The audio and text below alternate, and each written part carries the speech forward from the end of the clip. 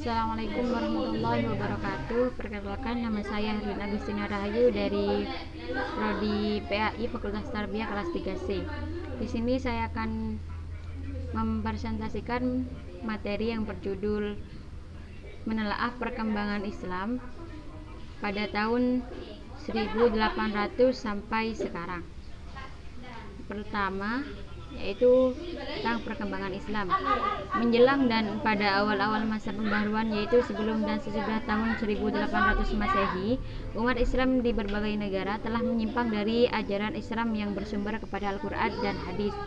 Penyimpangan itu terjadi meliputi hal-hal sebagai berikut. Yang pertama itu ajaran Islam tentang ketauhidan telah bercampur dengan kemusyrikan. Hal ini ditandai dengan banyaknya umat Islam yang selain menyembah Allah juga menuju makam yang dianggap keramat dan meminta tolong dalam urusan gaib kepada dukun-dukun dan orang-orang yang dianggap sakti. Selain itu, ada juga kelompok umat Islam yang mengkultuskan dan beranggapan bahwa sultan adalah orang yang suci, segala perintahnya harus ditaati.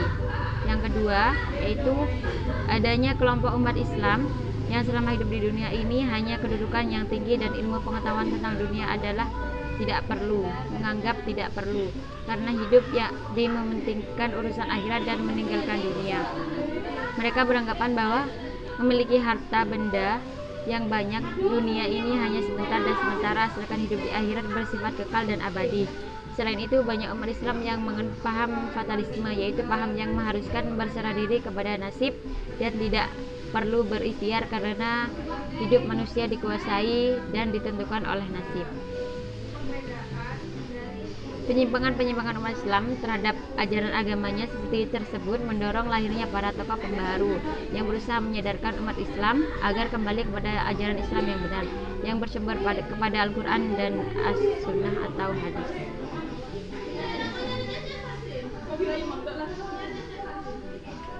Perkembangan pada bidang akidah, yaitu salah satu pelopor pembaruan dalam dunia Islam Arab adalah suatu aliran bernama Wahabiyah yang sangat berpengaruh di abad ke-19.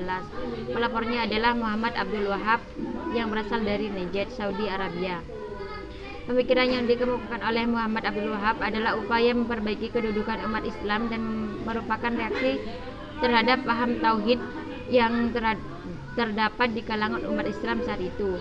Paham tauhid mereka telah bercampur aduk oleh ajaran-ajaran tarekat yang sejak abad ke-13 tersebar luas di dunia Islam. Masalah tauhid memang merupakan ajaran yang paling dasar dalam Islam. Oleh karena itu, tidak mengherankan apabila Muhammad Abdul Wahab memusatkan perhatiannya pada persoalan ini. Ia memiliki pokok-pokok pemikiran sebagai berikut. Yang pertama, yaitu yang harus disembah hanyalah Allah Subhanahu wa taala, dan orang yang menyembah selain darinya telah dinyatakan sebagai musyrik. Yang kedua, kebanyakan orang Islam bukan lagi penganut paham tauhid yang sebenarnya, karena mereka meminta pertolongan bukan kepada Allah melainkan kepada syekh, wali atau kekuatan gaib. Orang Islam yang berperilaku demikian juga dinyatakan sebagai musyrik. Yang ketiga, menyebut nama nabi, syekh atau malaikat sebagai pengantar dalam doa juga dikatakan sebagai musyrik. Meminta syafaat selain kepada Allah juga perbuatan syirik. Bernazar kepada selain Allah juga merupakan syirik, dan memperoleh pengetahuan selain dari Al-Quran, hadis, dan qiyas merupakan kekufuran.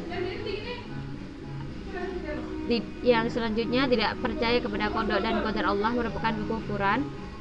Yang terakhir, menafsirkan Al-Quran dengan takwil atau interpretasi bebas juga termasuk kekufuran. Yang kedua, pada bidang ilmu pengetahuan, Islam merupakan agama yang sangat mendukung kemajuan ilmu pengetahuan.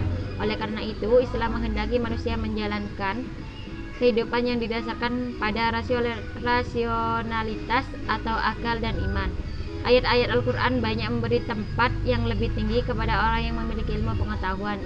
Islam pun menganjurkan agar manusia jangan pernah merasa puas dengan ilmu yang telah dimilikinya, karena berapapun ilmu dan pengetahuan yang dimiliki itu masih belum cukup untuk dapat menjawab pertanyaan atau masalah yang ada di dunia ini.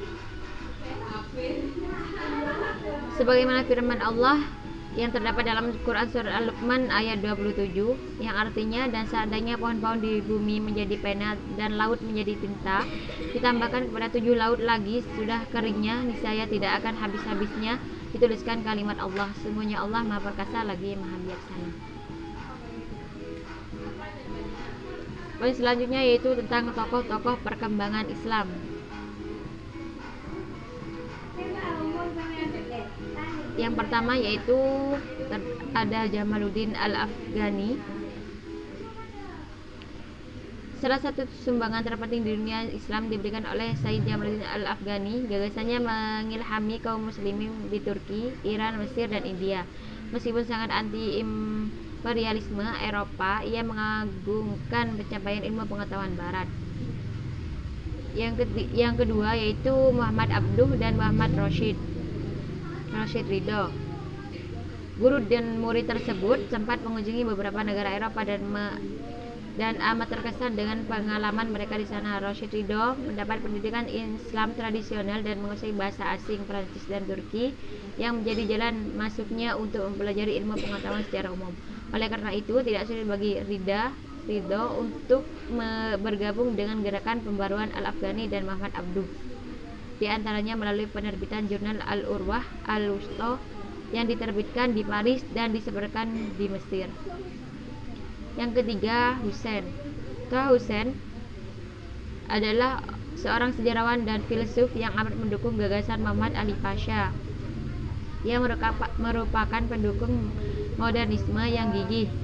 Pengadopsian terhadap ilmu pengetahuan modern tidak hanya penting dari sudut nilai praktis atau kegunaannya saja, tapi juga perwujudan suatu kebudayaan yang amat tinggi. Yang keempat yaitu Sayyid Qutb dan Yusuf Al-Qaradawi. Al-Qaradawi menekankan perbedaan modernisasi dan pembaratan. Jika modernisasi yang dimaksud bukan berarti upaya pembaratan yang dimiliki pembatasan pada pemanfaatan ilmu pengetahuan modern serta penerapan teknologinya, Islam tidak menolaknya, bahkan mendukungnya.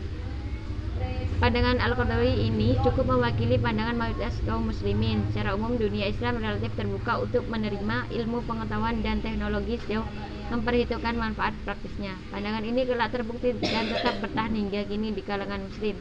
Akan tetapi, di kalangan pemikir yang mempelajari sejarah dan filsafat ilmu pengetahuan, gagasan seperti ini tidak cukup memuaskan mereka.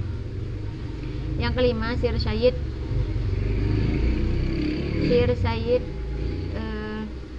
Ahmad Khan. Sir Sayyid Ahmad Khan adalah pemikir yang menyerukan saintifikasi masyarakat muslim seperti halnya Al-Afghani. Ia menyerukan kaum muslim untuk meraih ilmu pengetahuan modern, akan tetapi berbeda dengan Al-Afghani, ia melihat adanya kekuatan yang membebaskan dalam ilmu pengetahuan dan teknologi modern. Yang keenam yaitu Sir Muhammad Iqbal. Generasi awal abad ke-20 adalah Sir Muhammad Iqbal yang merupakan salah seorang muslim pertama di anak benua India yang sempat mendalami pemikiran barat modern dan mempunyai latar belakang pendidikan yang bercorak tradisional Islam.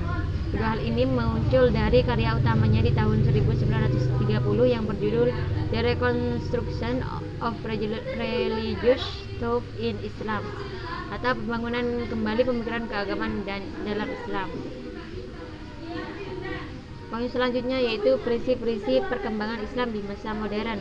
Karena banyaknya kemajuan di berbagai bidang sehingga Islam banyak mengalami perubahan. Karena itu beberapa tokoh pembarat Islam mempunyai ide untuk memurnikan Islam sesuai dengan sumber yang benar.